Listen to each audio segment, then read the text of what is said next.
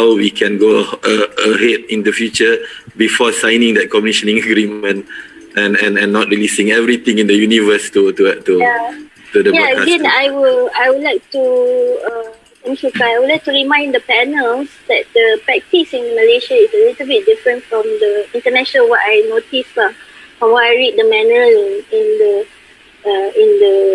WIPO, I think.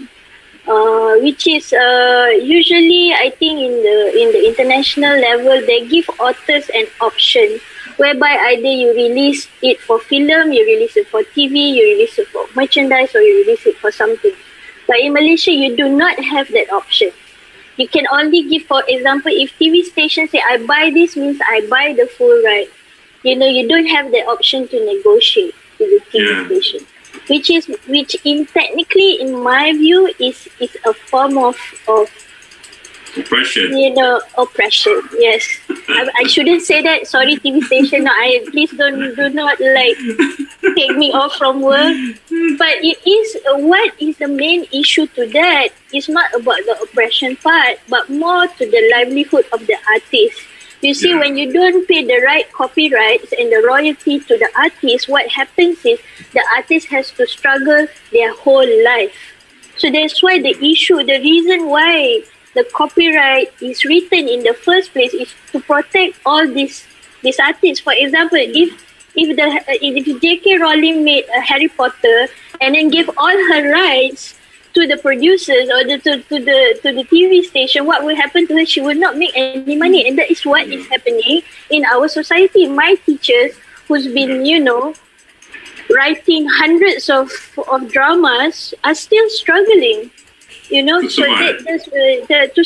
So these are the things that I think MIPO should try to maybe negotiate with the TV station. Let's have a contract, or please don't take the whole right of the artist.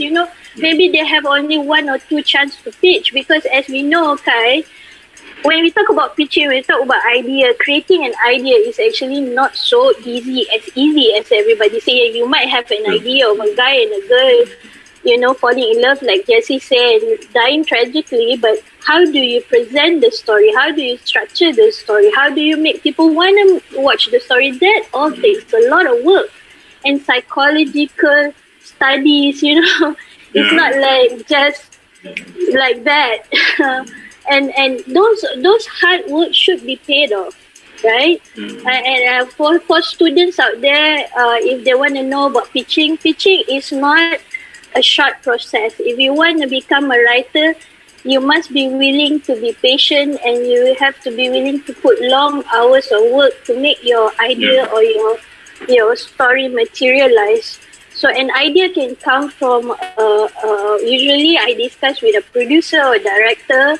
You have an idea, and then you transform that to, like what Jessie said, is a written material, which you could submit to MIPO. Sometimes I do get a bit paranoid.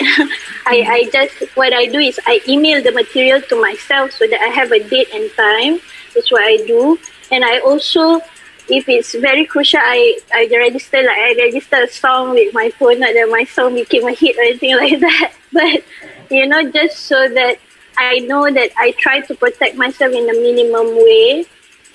But yeah, Kai, usually, even if pitching, you come up with the idea, then you pitch to the director or the producer, you don't sign anything because it's more like a trust of faith. I think this is also what happens to most of the writers. We get cheated because we trust our friends or something. But yeah, that happens. So it's a bit difficult for you to write first and then present, right? So even in TV station, you have to bring a proposal. I think actually what I understand from WIPO, when you write and you do the proposal, technically you already own the copyright to that material. Even if you don't register, actually you have the copyright to that material, right? But the issue is, of course, proving later that that's your story and all that, unless you have a very unique story. So you present to the TV station is different from you present to the filmmakers. The process is a bit long, so I don't want to get into that. Kai, I don't think we have enough time for the detailing. But I'm sure the students out there, if you have any questions, you can just ask us anytime. Yeah, probably. Jessica. Right, I think that the introduction, the advance or the establishment of this tribunal is some way, just like other tribunal, the copyright tribunal is something like to help the industry or individual. For example, we have also tribunal of housing development, for example, right? For example, if you purchase houses, right, you don't satisfy with the development of the house, you have the housing tribunal, right? So this copyright tribunal is some sort like a cheaper way for individual.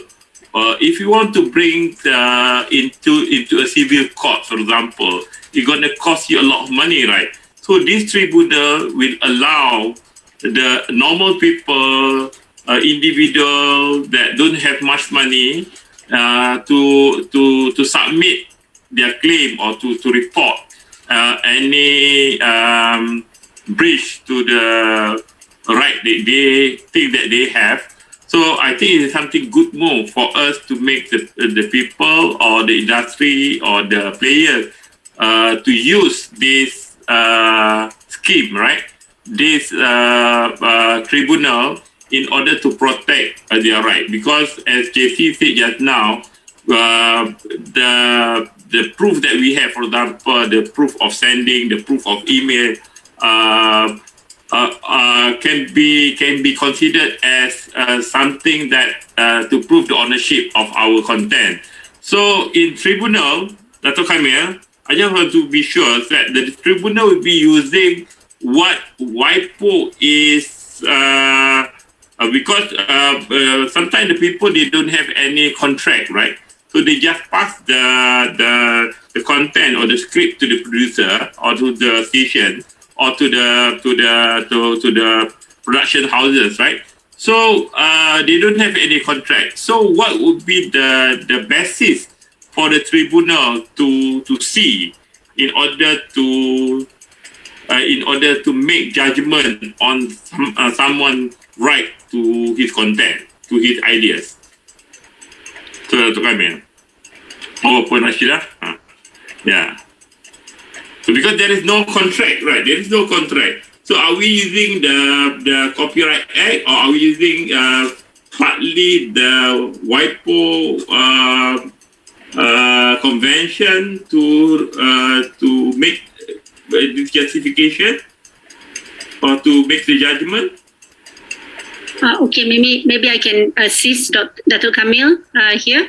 Okay, the beauty about the Copyright Tribunal is that for any equitable remuneration issues, you can, even if in the absence of contract, you can still bring it to the tribunal for the issues on this equitable remuneration. If the artist is not happy whatsoever with the amount that they have received.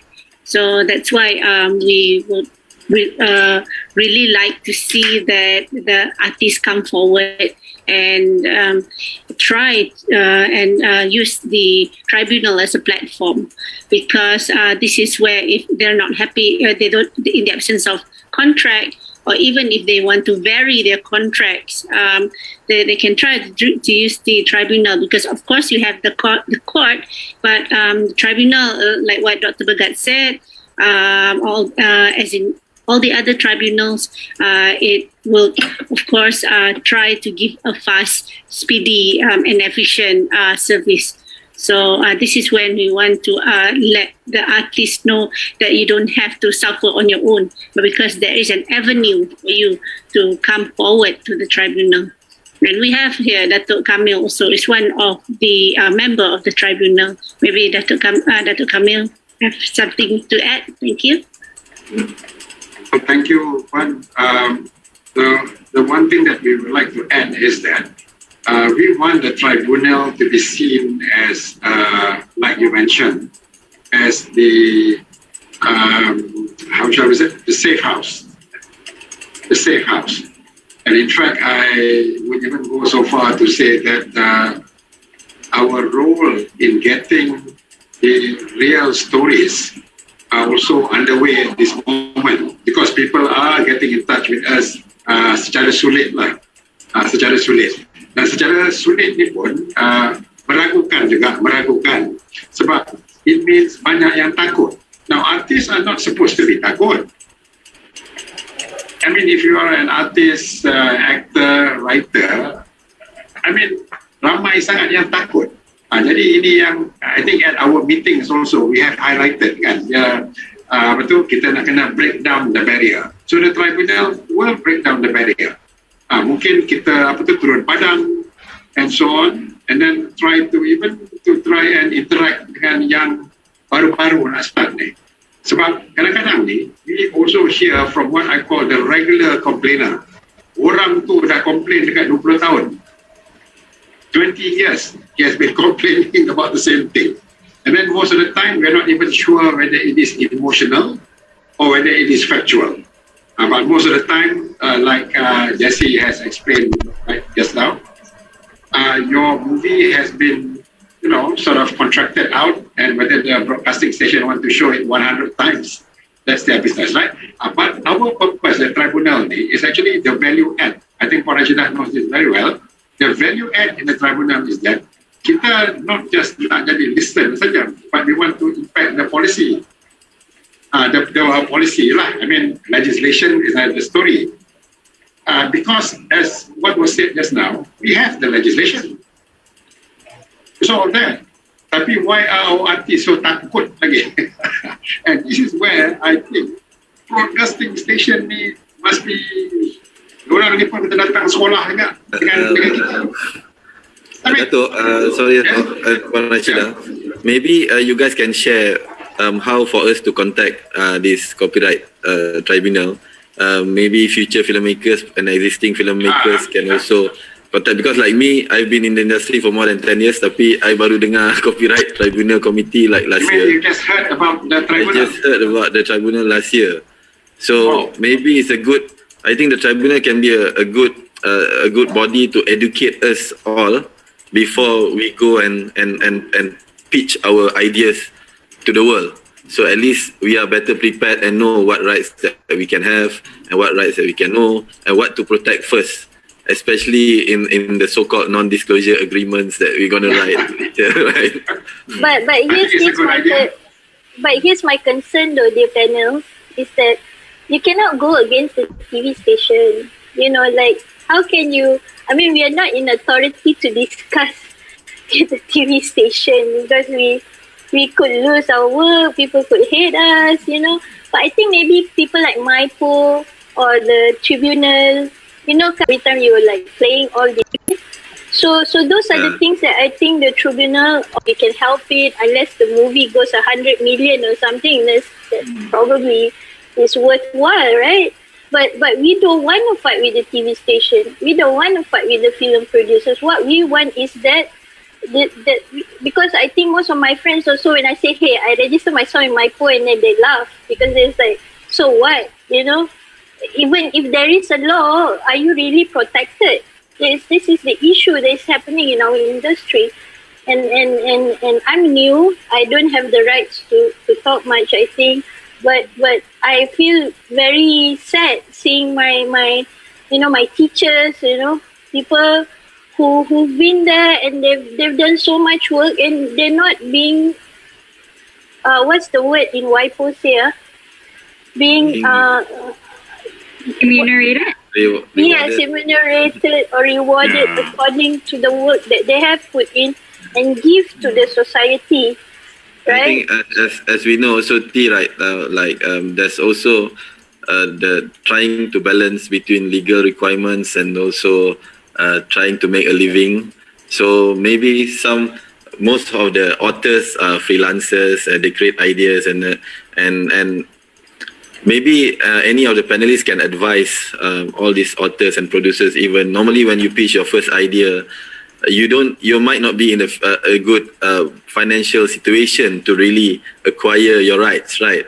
So, but sometimes I personally have experience in the last few years where one or two of my drama series being a hit in the local broadcasters, and then we got our second season and second season, and then suddenly the broadcasters decide not to continue the third season because it's becoming expensive, right? Which is fair because everyone needs to be rewarded when you go into the first, second, third season, right? Because you have to increase the salary, every cost goes. You need to reward the actors, the writers, and everyone because of the success. But then when they stop producing, then suddenly fans and there's market for the content, but then your rights is not there. You don't own the rights anymore. So is there any So you cannot dealings that we can do in the beginning so that Right. if the producers or writers or authors are in a better financial situation in the future to get back the rights if the broadcasters decide not to continue with because especially sometimes you want to do spin-off with the characters. When you sell all rights, you don't even get a chance to do a spin-off of a character on that story when but you see potential of doing it. So if any of the panelists can advise us all on that. Okay. I once visited Screen Actor Guild in US, and then Producer Guild and several other guilds. And then I visited Animation Guild in the US last time to see how they work over there. So, Ernest, I really understand your concern, and I'm glad that you voice out your concern just now. So, based on what was done in other countries, right? For example, in the US, over there the guild or association over there functioned very well, and then they become the reference for any problem arising between the producers and also the station and the studios over there. So the problem here, like for example, Ernest, Kai, you are working alone, and then we depend normally with the agreement given by the station, right? So we don't have any reference. So one thing that we can do is for us to association in Malaysia also, we have the problem. They also don't really understand. So they have a limited knowledge on this issue, copyright issue. For example, when I talk to the Film Producers Association, professional film workers or film directors association, where we are talking about the copyright issues, none of them are interested to talk about this issue. They are talking about how much money they can get, that's all. But they don't come back to the basics issues that is the copyright issue. Whenever they have already given their right to the producers or to TV stations, as JC said, that's it. So you don't have any other right unless what has been written on the contract, right? So the understanding of the contract is very important for our industry. So on the part of this government body, for example, FINAS, Datuk Kamil, so maybe there is a long journey for us, and then FINAS to function as a corporation to develop this industry. So that is the role of the agency to guide the filmmakers, the industry players, or for example, my IPO also maybe can. My IPO is only it's not function to set up the contract between the players and the TV station. They only provide the policy rules and regulations. For example, like so in the second season, your name will be no longer there because you don't happen. Yeah. Ownership in the copyright to be actually flipped, if so amended by a contractual basis. So actually, you're absolutely correct, Dr. Megat, when you talk about contracts being the key here. The fact of the matter is, from the beginning, before you even sign anything to TV stations, the problem with the industry is there is this culture of fear. Everyone is so afraid of being blacklisted, of being seen as a difficult or a troublemaker, that no one actually questions the stations or the commissioners, so on and so forth. But you would be surprised. T, to answer your question, we have represented a number of Malaysian local entities, and we have actually helped them amend agreements with the broadcasters. It is possible. The fact of the matter is most people are actually too afraid to ask for it. And, sometimes the parties you're dealing with at the broadcasting stations don't actually want to reach out to legal because it will delay the process. But it is entirely possible. What we usually do recommend is that when you start off talking to the broadcasters, you actually negotiate for a carve-out of the rights. So coming back to Kai, in your case, season 3, there should have been a provision to ask for first right of refusal, or the right that in the event the broadcasters are not interested to carry on season 3, 4, 5 or spin-offs, you are in first position to actually request for the rights to buy it over. Because let's be fair here, people. It's a matter of dollars and cents, right? If the TV station commissions the work, the Copyright Act is very clear. Commissioner owns all rights unless the agreement provides to the contrary. So in the case of Malaysian entities, and we have actually helped them amend and provide for it. Agreements with them provide for it. We must be brave enough to demand for it. So ultimately, yes, let's be clear. Don't let the TV stations take all rights. Ask for certain rights to be retained. For example, rights to broadcast to other territories, rights to engage in other activities. For example, it is a bundle of straws. If you are selling to a terrestrial TV station, let them only have the terrestrial TV rights. If you're selling to cable, they keep only cable rights. You must be able to look and negotiate, because the problem with the industry is everyone is too afraid. They look at lawyers and they go, oh, lawyers are expensive. We're not very comfortable talking to a lawyer. But bear in mind, we are here to help you guys, right? We are here not to, not to deprive you or further of your livelihood. But if you don't actually step up, be brave, negotiate, and take that opportunity, right, to demand back for certain rights, because it's entirely possible, then you are in a position to actually further enhance your livelihood and not worry about, because T, I hear you. I completely understand where you're coming from. Yeah. The method. Sorry? Yeah, sorry, please go ahead. Yeah. So the fact of the matter is, it is entirely possible. You just need to be able to actually show that you're willing to negotiate. It's not about being difficult or being a troublemaker, because ultimately the TV stations also know, right? Unless they have commissioned everything and they have paid you a sum of money, it was very clear-cut commissioning arrangement. But if you have pitched to them, and it's intended to be a collaboration of sorts, or something along those lines, it really depends ultimately, because copyright needs to be read together with your contracts. So you need to be able to carve things out at the onset and not after you've signed on the dotted line. Because far too often we've seen a lot of clients who come to us with the contract and then they tell us, fix this for me. I can't fix it after you've signed it. Imagine, right? You have built this house. You bought that land, you built the house. Now, you know that you spent X amount of money to buy that land and build that house. It's your blood, sweat, and tears. If you decide to sell the house to the first person that comes along to buy it for 10 ringgit, even though you spend 100 ringgit on the house, that's a mess of a commercial principle. You can't change your mind after you've signed the SMP, right? Right. After you've signed the SMP, the process has started. You don't turn around and say, oh, I want to charge you 1,000 ringgit because I've changed my mind. Yeah. So you need to negotiate before you sign the SMP. And you need to think about,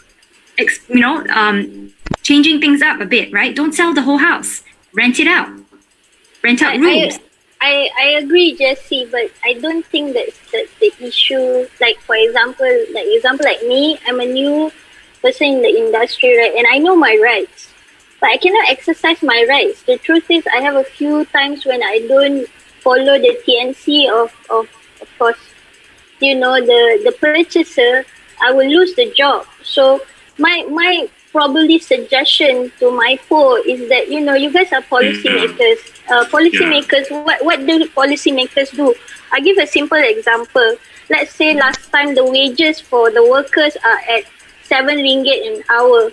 Policymakers can make it to, say, 13 ringgit per hour. Policymakers also can tell the broadcasters, look what, you shouldn't put in your TNC for the filmmakers when they to give all the rights to you, because for example, I don't want to say which broadcasting, but most of they will take all the rights and they will not allow the filmmaker forget about negotiating, because only certain people in the industry are allowed to negotiate. We know this for a fact.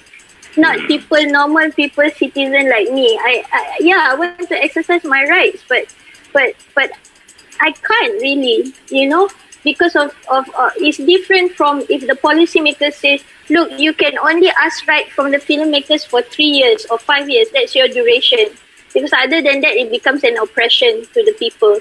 They can do that. Policymakers can do that. But we in the industry, for us to materialize that, we have to go to a lot of length and work and energy to make it happen when it can easily. So you see in America or in UK, they have policymakers that look into the livelihood of their artists and look back at what they can fix to eliminate all this unnecessary work. Like, why do we have to give all our right to the TV station? Because we don't have a choice. If we have a choice, if let's say the policymaker makes it a choice for us, then we can negotiate. I know we can, but I'm trying to say sometimes the practicality of things are not applicable to certain people. It's not about that I'm being afraid. Sometimes I do, as you know, I speak what I think. Yeah. T. Anas, I'm with you actually, T. Anas. I can feel, and I'm part of the writers also as well. So I can feel that you raise a very good question, a very good clamor to the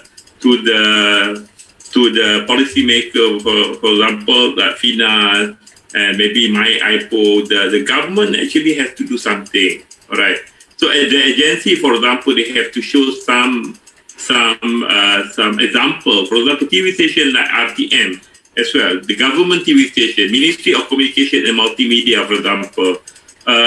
TV station in Malaysia, they will always replicate the way how RTM is doing. For example, RTM also is not being fair. I told the people when I was invited to become the panel for RTM last time for the strategic planning of RTM, I told RTM, they should not take the whole right of the RTM content, because the current practice of RTM, they will buy all right through the tender process, right? The tender process meaning that the TV station, RTM will buy 100% the right based on the price given by the RTM. So the people will submit their pitching to the RTM through the tender process. So the script writers, normally they don't have the right at all. They are given 500 ringgit for one idea, and then to the producer pitch the RTM, and then they are given the job to the producer.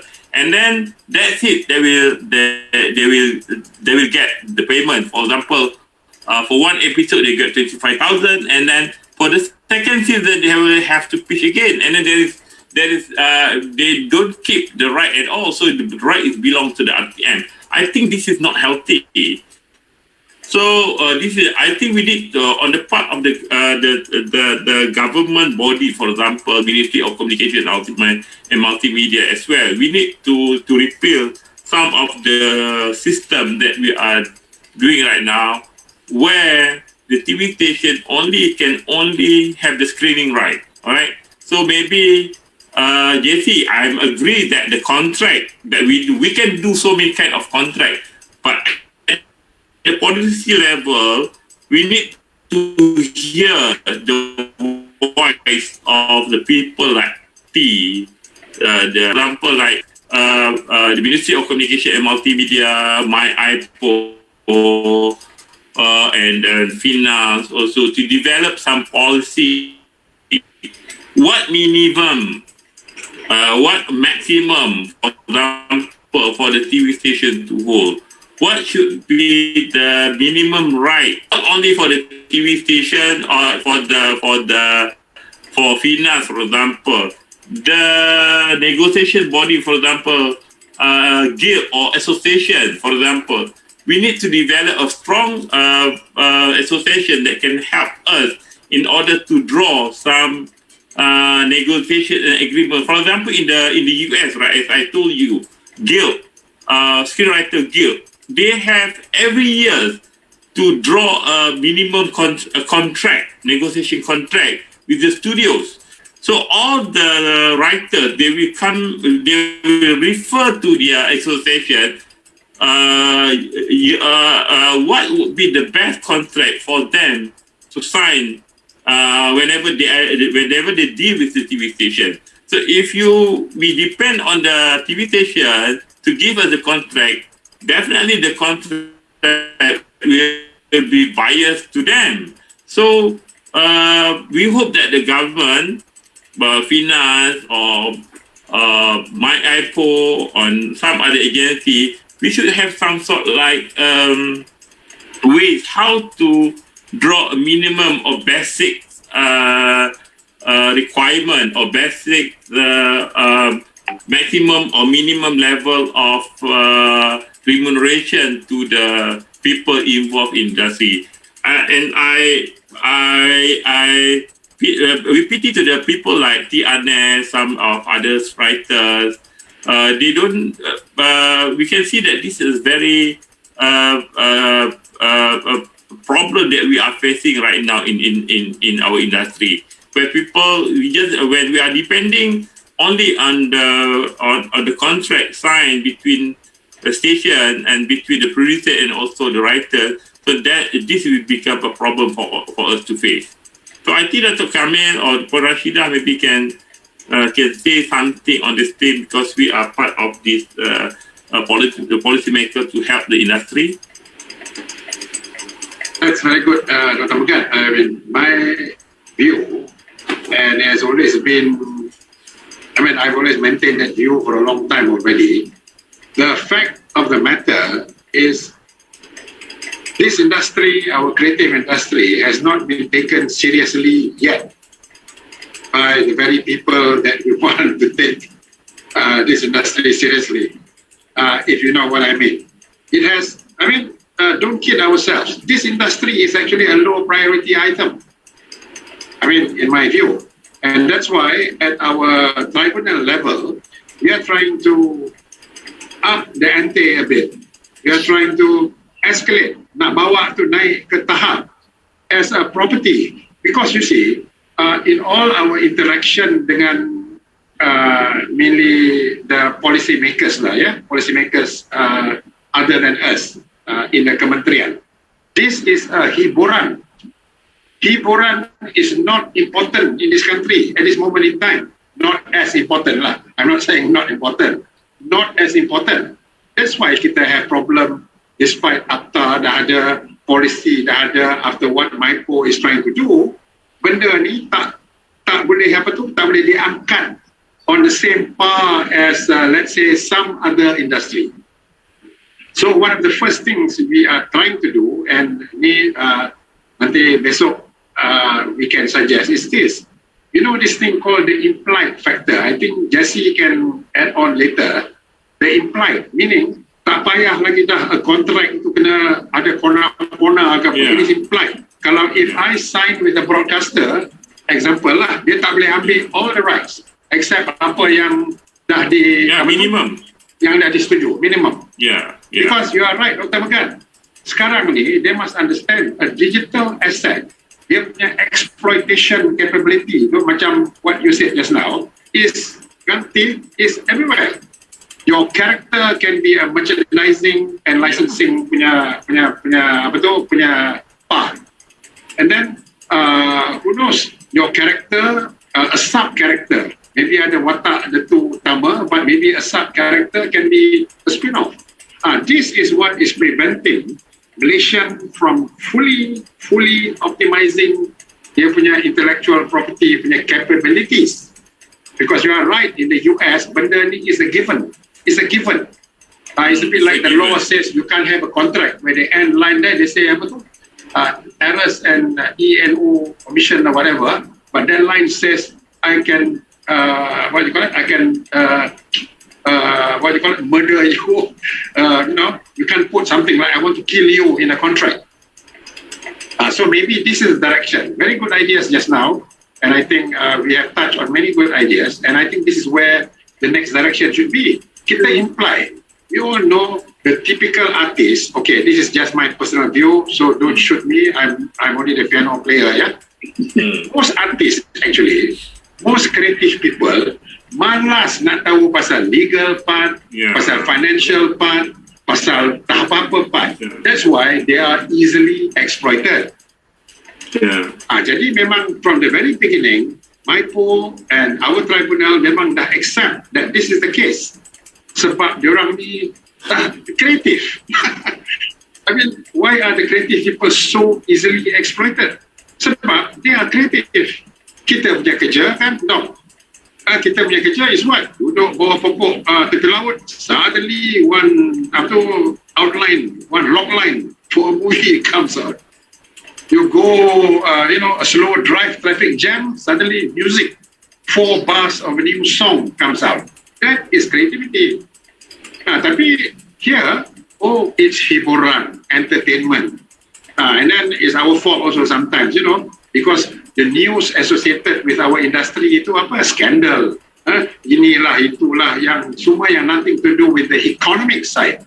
And this is where at MIPO, I finally have that platform where nak bawa this industry as an economic growth area, like many other countries. Why? Because it's not just about film, kan? Like you said. Yeah.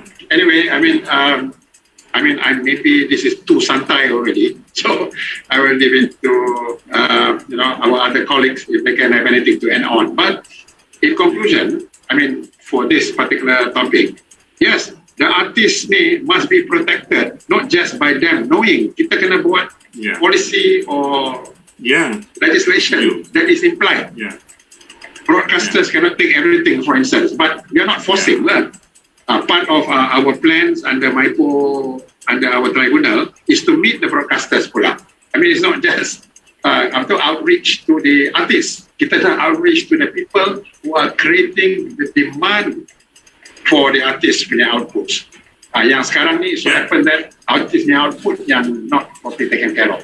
Thank you. Datuk Kamil, Puan Rashidah and the rest of panel, I think that what available, the guideline given by WIPO, for example, under the Bern Convention, maybe we can also apply some of the Beijing Convention. This convention can be a good guideline for us. The minimal level of ownership that the broadcaster can have. So we can take that the Bern Convention and Beijing Convention, if the Beijing Convention will be accepted by Malaysia, will be accepted by Malaysia. So maybe this can be a minimum level. So maybe there are some guidelines also from other countries also maybe that will be suitable for us. Because when we look at the industry right now, because of the digital disruption right now, so there are a lot of opportunity for us to publish our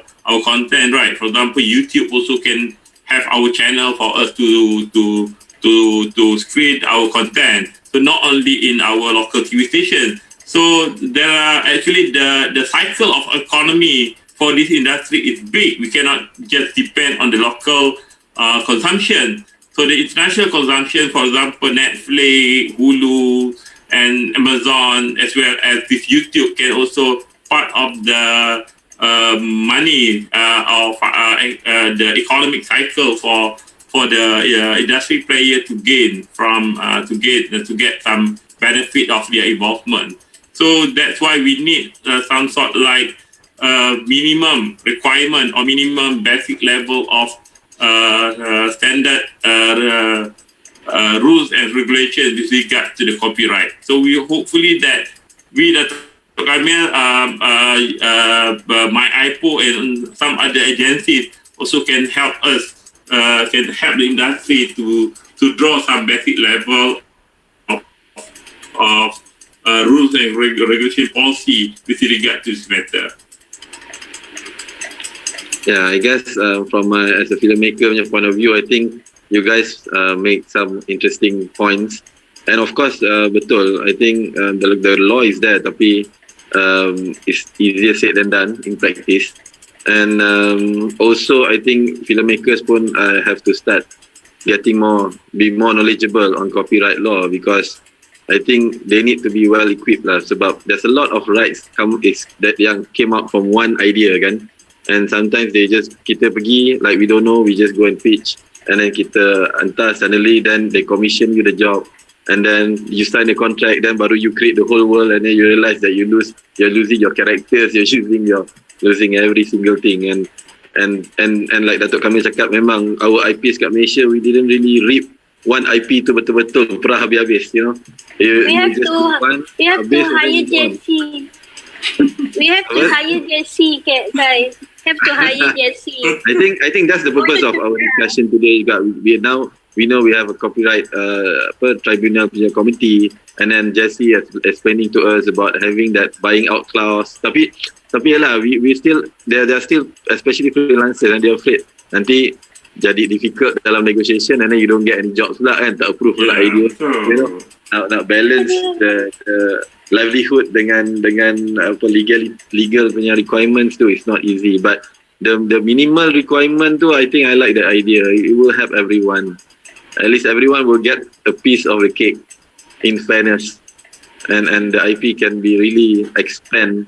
You know, you can even create spin-off, because idea bukan senang kan to create. So once you create the world, you can at least always use it. And now you have YouTube, you can always do spin-offs there, you know, with low budget punya cost, and at least producers can keep on generating income, and authors can keep on generating income lah. But I just want to know from the panelists, kalau you guys ada any advice to young filmmakers ataupun even the current filmmakers kan, because sometimes they know we have lawyers to advise, but sometimes companies and freelancers, they think they don't have the financial means to engage a lawyer, or to meet IPO pun maybe diorang takut nanti ingat, you know, they just being difficult. So if you guys have any advice, how for producers and authors lepas ni, before pitching, before going to give their ideas, what should they equip themselves?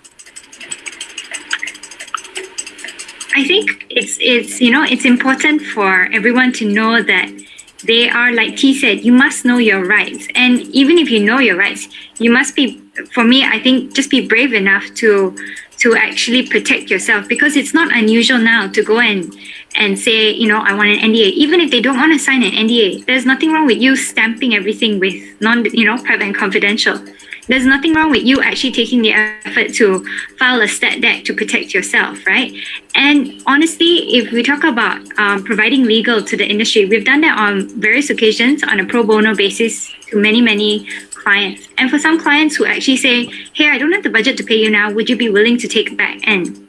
Meaning that when my film or my production does well, we'll cut you a share of the net revenue. Sure, we are happy to work things out. And honestly, I think there are a lot of professionals out there, not just for lawyers, but, you know, for your finance folks and all that as well, who might be willing to look at arrangements on that basis, right? So you don't have to think of, oh, I don't have the budget. Oh, it's the end of the world. I can't protect myself because I'm just going to cowboy my way out of it. That to me is not helpful as well, because there's no harm in trying to do more research to educate yourself. I mean, education is always good, right? And arming yourself with that knowledge is important.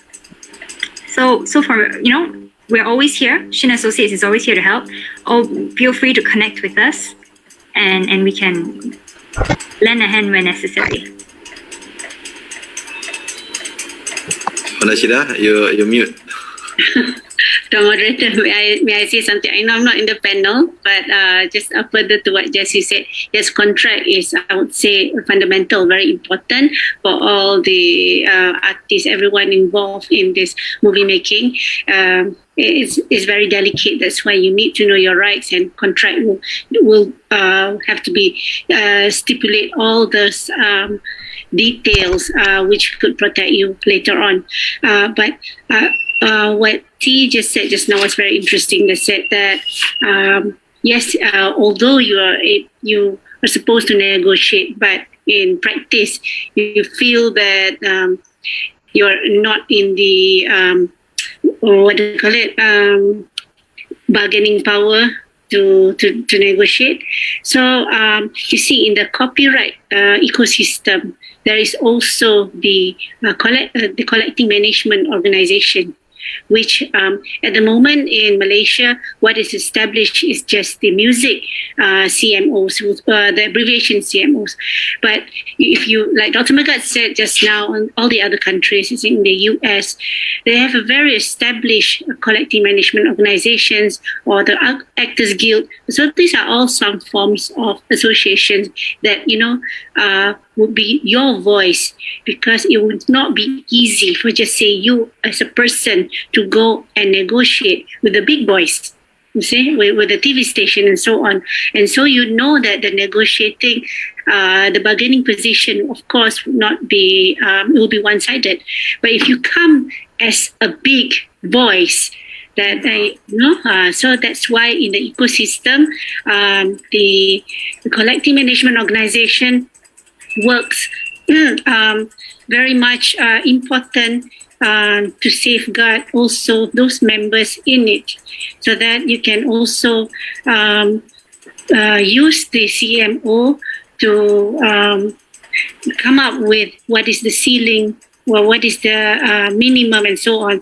So a CMO, a good functioning CMO, would actually work to help assist its members in negotiating and so on. And of course, at the end of the day, and then they also need to get the contracts. What are the contracts that best could benefit its members? So part of my post job is also to regulate the CMO. So all we need to see is that the artist doesn't walk alone. It's just like a lamb. If you walk alone, so the wolf will come to go after that single lamb. But if the lamb comes as a group, isn't it? So even the wolf gets scared. This one is like you are a supporter of Liverpool, ne? I don't watch football. I'm sorry, but my husband does. You never walk alone. I think that's a good. Never walk alone. So that's the only thing I would say to all the artists: never walk alone. So you don't know what's out there. People just you see, because Malaysians are very talented, I would say. We're not less talented than Korean or any other artist in the US. But what makes it works is because of the system that they have, and say these bodies that governs them, that system, so that you don't walk alone. So it will leave all the wolves get scared. Okay, just metaphorically speaking. Okay, Mr. Moderator, thank you. Thank you for Rashida. That is a guarantee from our policy maker lah. So at least the policy makers will be helping us lah. The industry, individual, pity lah, because I don't only have these friends, Tianet, Kai. I have also my student, right? Every semester we have 200-300 students involved, and then just imagine one university produce the student, how many people depending on this industry to live, right? So that's why the policy that we are trying to do is something that would develop this industry further. So the industry, the creative industry, because of this, the digital development, right? So we have a lot of opportunity for us to become the something that contribute to the economy of the country. So we hope that with this with the understanding of this copyright issue, not only we always blame the people don't understand the copyright issue, and actually this copyright issue is not being understood also by the people at the top level, at the ministry level. That is what I can say lah. Because we can see that the issue of copyright also, we are talking at the level of the ministry also, some people also still don't understand. Because we can see that the government TV station also not really don't really practice this the basic understanding of copyright lah. So the basic remuneration package, right? That is what we are facing in Malaysia. So hopefully that Puan Rashida, my IPO also can help us in setting up this policy that would benefit not only to the producers, not only to the people at the lowest level, for example, the workers, the script writers, but as to the industry as a whole, because that the industry depends on the ideas, right? So if the idea is suppressed, we will not be able to produce a good idea. So TV stations should not make money also, only. So they need the people to be, for example, the chicken. The chicken won't be able to produce eggs without having good food. So if they are not given a proper diet, for example, proper food, they will not be able to produce good idea. So that is the analogy that I can give. Dr. Kamil. Okay. I think all that needs to be said has been said. So all that we're saying is that I think on our part as a tribunal member and also Puan Rashida, I think we are happy that what we are planning is in the right direction. Yeah, Puan? Is in the right direction. Because it is based more centric, not so much on the people yang demand the content, but on those yang supply the content.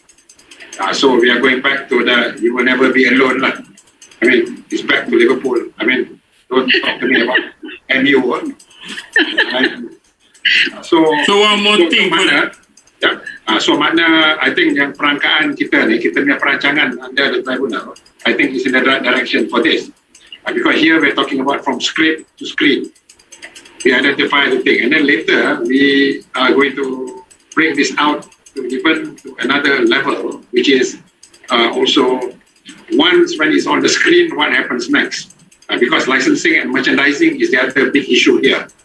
The ideas that comes from spin-offs, when a character goes into comics. That's why I have never advocated the buying all rights, because you must allow the creator to later spin off into comics, into even a game. Because later when you do a game, you need characters and the storyline also. So this is where it is blocking, I believe. So inshallah, we will get to the, we'll be pressing the right buttons. Good to know that all the policymakers are going that direction, and because for us filmmakers, it's really helpful because it's sad sometimes to listen to stories yang filmmakers, practitioners yang dah bertahun tapi they don't even own a single rights at all, and berpuluh tahun creating contents, but then they don't own a single right. So but now hopefully, I guess like Datuk Kamil said, betul lah, because we need to spin off, because when you sell your rights, the whole rights to the universe, of the universe to the broadcasters, you don't even have they're not in the game of producing comics or merchandising and everything. They're just showcasing it on their stations, right? But for producers, they might be able or be interested to produce and spin it off to merchandise like comics, games, and nowadays games, and even YouTube contents right now. So but now with the rights all with the stations, it's very difficult to do those things. So my last advice to the students out there, filmmakers, is never give up. Your idea, maybe maybe today you don't have the rights for all your ideas, but maybe tomorrow you can have the rights for all your ideas. I think for a start, you can get some information from MyPo. Go to their website, mypo.gov.my. And then you can also, if you are, coming up with a contract, you should, like Jessie said, maybe have an advisor, like a lawyer, before you speak to a broadcaster, or once you have discussed with the producer, you might want to have at least a legal advisor on how do you go about before you sign on the dotted line. So I think that's what we also learned today, which is very important. And I think, of course, my teacher always say right. So I think sometimes we don't have time to think because we want to be focused on our work. So if the policy makers can make our life a little bit easier, we would really appreciate it. I mean, we love Malaysia, we love the government more. So I'm not trying to bother anybody, but it comes from my heart. I used to live in New York for very long, and actually came back because, you know, there's nothing to contribute overseas. You know, you have to contribute in your own country. And I believe if we come together, you know, the problem is we have associations, and I believe they have been fighting for very long for their rights. But what I heard that it didn't go anywhere. So maybe what we can do is look in the history, look in the industry like the Koreans did. You know what the Korean did is, before they become very big, they did a policy, strategic placement in the entertainment, which is to advertise who they were, their culture, the people, everything, their content, their language. And before they did that, they study first what was the problem of the industry. How can we address the issues? How can we make the artists focus more on their artwork? Because artwork needs a lot of energy, a lot of focus, and it's not a 9-to-5 job, right? So what I would recommend to the government and the policymakers is, please look into not only the systems all around the world to devise our own good system, but also look on the ground and see truly what are the challenges that the artists are facing. Like, of course, Kai said, producer, director, we know what are the struggles, the artists, what are the struggles, you know. Like, for example, if veteran actors get paid royalty for their work at TV stations, they won't have to ask help from the government when they're older. Because those, even if let's say 1% or 0.0, you know, like say 50 ringgit you pay, 50 times 30 times main dekat TV pun dah berapa ringgit kan, that could help them. So that's my point. So look into what is it actually the issue, what is making the livelihood difficult, what is it not making our industry grow. So thank you for having me. I know I talk too much sometimes. But I hope I did help somewhere or another to bring the awareness and also inspire students out there and filmmakers to not give up. Yeah, thank you. Thank you, Tiana. Your concert is very much appreciated. We hear you. So for the student as well, for Rashida, so for the university, so that is important also for the university, for example, to make compulsory course for the broadcasting communication student to have this course actually. Understanding and the copyright also should be one of the costs to be offered for the communication student. So I can feel that in UPM also we have certain courses, but certain courses that they can be embed into the copyright can be embedded in certain courses. But I believe that because of this issue, copyright is quite big. So maybe certain specific courses entitled copyright should be understanding copyright is something important for the university to offer to the communication students, especially in the field of broadcasting, film study. That is important as part of the practice itself. Understanding the business is also very important. Yeah. Yeah, so I think like Dr. Megat said, copyright is quite big. And I think filmmakers and also authors need to realize that. I think copyright, all of us needs to know about copyright the first thing when we decide to do a creative content, I think. Because once you create something, you already have something to protect. And if you don't know about that, then I think we all will lose what we protect straight away. So I think it's about time for us to wrap up. So it's been a nice discussion and also an eye-opener and educative to me personally, and I hope the audience as well. I think copyright has always been something tricky to maneuver, but something very important. And now hopefully we have all the assistance that we can get, and from the policymakers, from my IPO, from the tribunals, from our legal friends in Malaysia, and I hope we can gain something. So filmmakers out there, I hope that we all, if you need to know anything, just keep in touch with my IPO, contact your lawyer friends, and like T said, before you signing anything, get all the best advice that you can get. And if everyone is doing the same thing, I think then we are going into the same direction, and you, the broadcasters, also have to consider this. But at the end of the day, we want everyone to benefit with the content, with the IP, with what we created, and everyone to get a piece of cake. So but respect the author of the work at the end of the day. Okay, so thank you guys for a nice session. Hopefully, my IPO can organize more sessions like this, so we all can learn something and get closer to you guys. I think the entertainment industry has been further apart from my IPO. Maybe takut ke apa, I don't know, but I think it's about time for all of us to go closer and kacau you guys more. When COVID comes along, everybody stays home. Suddenly, I'm surprised that people don't understand the significance of what the content industry is all about. Yeah. Once you stay home, and then what? Even archives. We haven't even touched on archives yet. Anyway, And it's been a pleasure, everybody. you need all the content to watch, right? Okay, Content not only entertainment, it's also education as well. So Yes. that is important. Correct. That's why we don't use the word film sangat, because film is hiburan. So content is whatever that goes in. Yeah. Anyway, All right, thank you guys. Thank you everyone. Thank you, Dr. Thank you. Okay, thank you. Okay, bye.